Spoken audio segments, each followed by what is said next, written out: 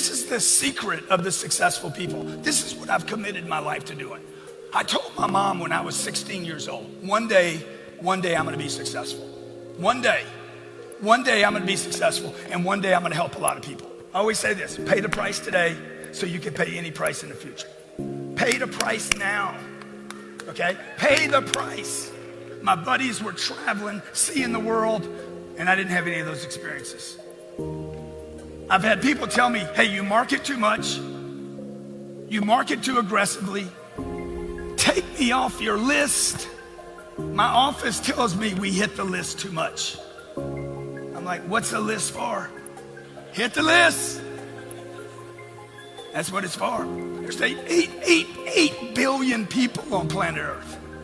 Look, I've been ridiculed by my peers, by customers, and by competition. I've been judged for working too much, wanting too much, being too colorful, being inappropriate, insensitive, and too out there. I'm trying to figure it out. I've been threatened, I've been sued, I've been betrayed by friends, I've been ripped off, and I've been copied. 30 years, 18-hour days.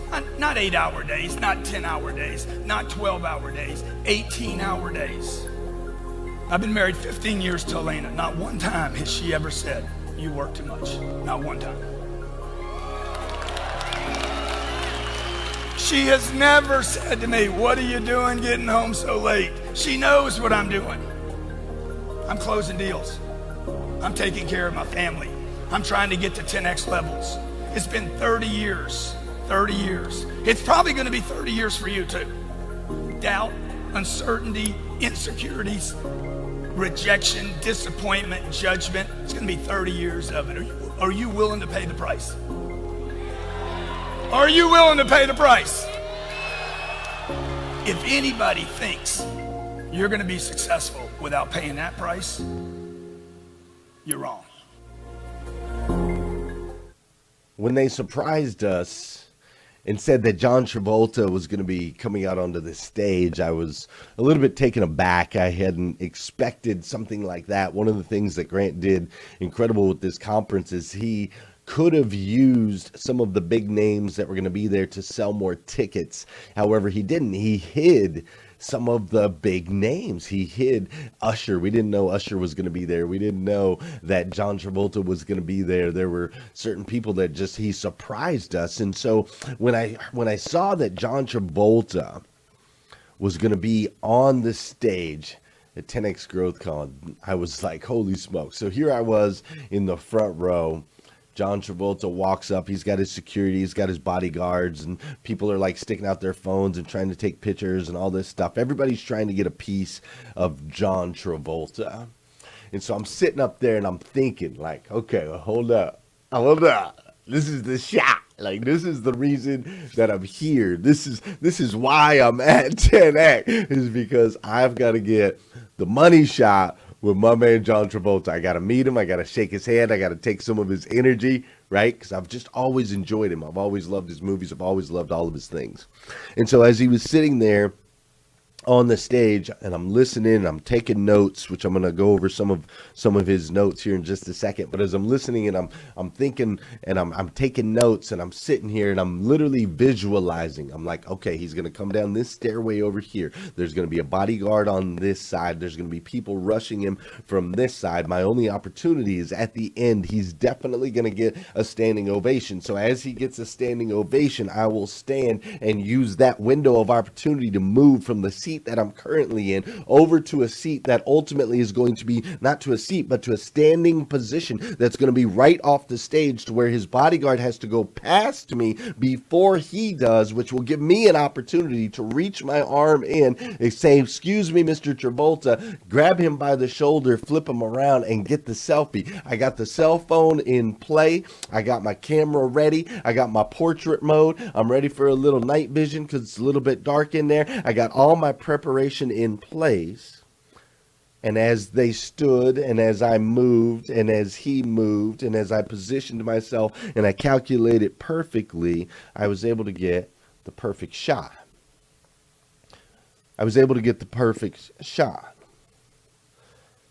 However, though, what was really interesting is this isn't the only shot that I took. See, I took this shot right here, and I also took this shot right here. And it was on the third one that I got this perfect shot with Mr. Travolta. What was crazy and what was impactful about that is he let me get 3 shots. Here it was, all these people clamoring around him, all of this excitement, all these different things. And he just sat there with me, and we smiled, and he said a few things, and I said a few things, and I was like, well, hold on, let me get one more. And we talked, and hold on, well, let me get one more. Shoot, that one didn't come through. All right, let's get this good one. And I was fascinated by how present he was. I was fascinated by how Travolta made me feel like I was the only person in the room. There was 12,000 people clamoring to try to get with John Travolta, and he made me feel literally like the only person in the room. He was incredibly humble, and you could feel it, even though the man has 3 planes, 2 747s. He's had massive success. He's had massive success. You never would know it. If you didn't know he was John Travolta, you never would know it. So 2 lessons I learned from John Travolta that I want to share with you this morning. The first one I want to share with you is the power of visualization. See the target, work through it, actually live it, breathe it, and do it. So while I was at that event, what I was doing as he was on stage, I was literally visualizing every step, every component. I could see myself going up. I could envision getting the shot, right? And that visualization was what separated me from the other 12,000 people that were trying, or maybe telling themselves, limiting themselves, no, I'm not going to be able to get a picture, or there's too many people over there, so I'm not even going to try. There's no way that I can get to them, or just no plan, just run over there and whatever, right? It was the visualization that got me this incredible shot that I'll treasure forever, and a moment to be able to speak to John Travolta, even if it was for only 90 seconds. I got to have a conversation with the guy, right? Super, super cool. The second thing that I took away from John was you've got to stay humble, my friends. When he was on the stage and he was talking, Grant Cardone asked him if he'd ever had any disappointments. Was there ever a movie he thought was going to be big and that it wasn't? Or was there ever, any moments like that where where he just, that things didn't work out the way that he wanted them to? And John Travolta said something that I'll never forget. He said, no, Grant, I've never experienced that because I never assume. I never assume. He said, things are what they are. I'm present in where I am today, which I felt. I felt that as I talked to him. Things are what they are, and I'm present where I am today. I never assume. I don't assume it's going to be great. I don't assume it's going to be bad. I just simply never assume. And by never assuming, I never have any anxiety of what might's to be, or I don't ever have any letdowns. Because there's never an assumption. There's never an expectation. Things simply are what they are. I thought, wow, how much time do you and I waste making assumptions? How much anxiety do you and I build up? How much stress on, well, it could go, well, what if, and so on and so forth. How much of that do you and I create in our lives? And here's this man, this humble, incredibly talented human being. He says, I just never assume. I never assume it'll be good. I never assume it'll be bad.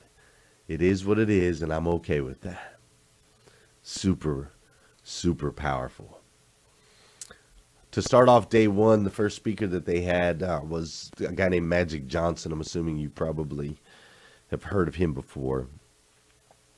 But Magic Johnson, as he was on the stage, as he was walking around, he was talking about a lot of different things. And he talked about, one of the things that I took away, one of the notes that I took away was he talked about knowing exactly who your customer is and then making sure to over-deliver specifically to them.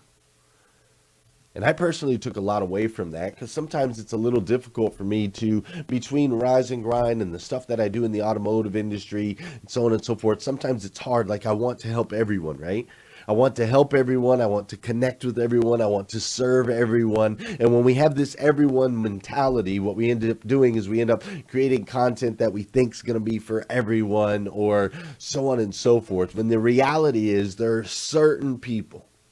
There are certain specific people that are going to watch Rise and Grind. There's certain morning people that are going to get up and attack the morning five. There are certain dealers in smaller towns selling 100 to 120 cars a month. Like, there's a niche of customers that I can serve best, that I can help them better than I can somebody else, right? I can help a small dealership better than I can a dealership that's selling 1,200 cars a month. I've never sold 1,200 cars a month before. So even though I want to help them, I might not be able to help them, right? And I might not be able to help someone that just, that works a graveyard shift or something. Everybody's got different personalities, right? And so as I understand my customer better, as I understand my relationships with you better, as I understand what I can do for you when I'm giving 80 and you can give me 80 back, as I understand what that looks like on a higher level, I can better serve you. Instead of creating things that are for everyone, I create things that are specifically for you. So I thought that was a super strong takeaway that I wanted to share with you, because I think too many people in business are trying to serve everyone. Figure out who your customer is and serve them over the top, over deliver. Now, Magic Johnson also talked about Mr. Magic Johnson, he also talked about getting around non-yes people, getting some non-yes people in your life, and the importance of being clear with people, especially when they're not living up to your expectations, and having people be clear with you when you're not living up to their expectations. And I know this to be a problem. I experienced this a lot, in the car dealership. And I know Josh Cummins used to always tell me the one thing that he hated the most about being the owner of the dealership is no one would ever tell him the truth. No one would tell him the truth. They were always afraid because he's the guy who signs the checks, right? And so I thought, man, Magic, that's some powerful stuff. We got to get around some non-yes people, some people that are going to kick us in the teeth and go, no, it's not okay. It's not okay that you make that excuse. It's not okay that you don't show up today. It's not okay. It's simply not okay. Listen, you got to show up. You got to do the job. I'm counting on you. You're not fulfilling your end of the bargain. You're not giving me your 80. I'm giving you 80. You're not giving me 80. You see, to be kind is to be clear, my friends. And if you're going to err on one side or the other, err on the side of clear. Another big takeaway that I had was from Miss Elena Cardone herself. This woman is fierce. She stands on a stage. She commands an audience. She's a powerful, powerful human being. And she was talking about how people always reach out to her and tell her, oh my goodness, Elena, you have to slow down. You're going to kill yourself. You're working too hard. Don't you have enough success? Like, why are you still going after it? Why are you still putting in these hours? Why are you still traveling? Elena, you've got to slow down. And she said something. Oh man, I wrote it down. I was like, holy crap, this is awesome. So she said, and I quote, she said, listen, people, I will be happy when I do something.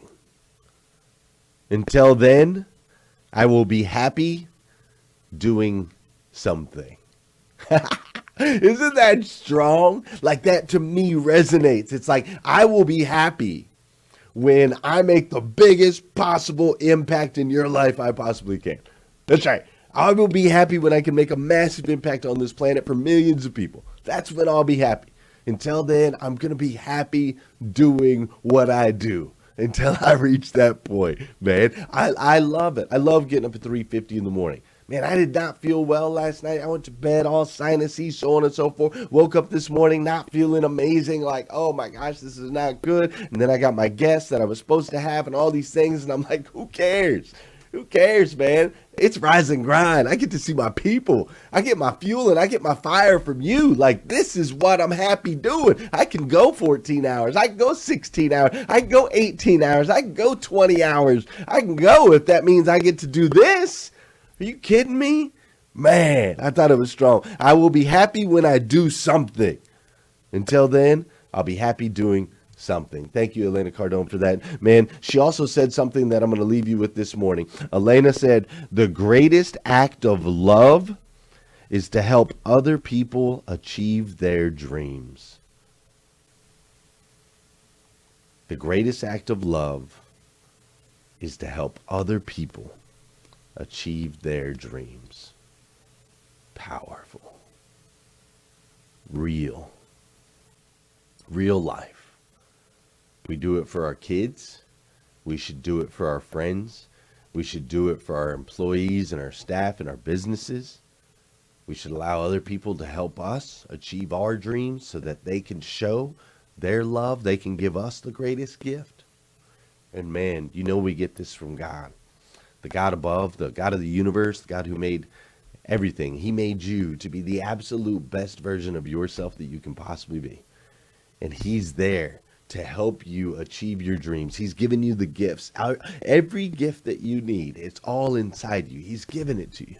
He's given it to you. And the decisions that you make daily, right? The seemingly small, minutia type decisions, I want you to know that they're making an impact. When you're waking up early, you're not hitting that snooze. You're not grabbing your phone first thing in the morning. You're inviting people into the group. You're hitting that share button. You're investing in yourself with things like Hustle and Grind Con. You're rocking your Rise and Grind gear. All these other little tiny things. They seem minuscule, but I'm telling you, they're making a difference. They matter. It's making an impact in your friends, in your family members, in your coworkers. You showing up today has made an impact on me. And I, for one, absolutely stinking love you for it. I do. I absolutely stinking love you. So do me a favor, go out there and have an incredible weekend, okay? Have an incredible over-the-top weekend, like one of those weekends that's just amazing. You remember it forever, right? Pour into other people. Show them that you love them. Help them achieve their dreams. Lift them up. Get around some people, some non-yes people that'll tell you how you can level up. Be kind by being clear. And most important, like my man John Travolta said, just be present. It is what it is. Enjoy the weekend. Enjoy your family. Enjoy life.